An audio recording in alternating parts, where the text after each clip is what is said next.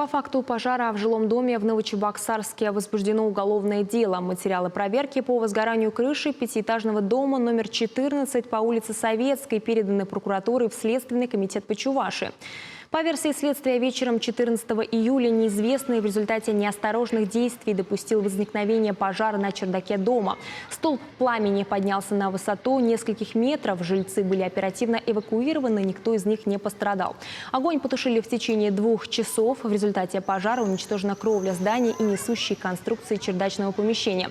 Управляющей компании причинен материальный ущерб на сумму более 250 тысяч рублей. Большинство жильцов временно расселили в общежитии политехнического техникума, остальные разместились у друзей и родственников.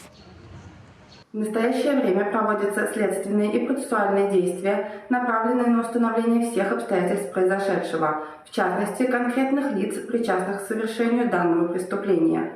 Кроме того, в ходе следствия будет также дана правовая оценка действиям лиц, ответственных за содержание крыши здания и его противопожарную безопасность. Следствие проверяет различные версии возникновения пожара, точная причина которого будет установлена после проведения назначенной по уголовному делу пожарно-технической судебной экспертизы.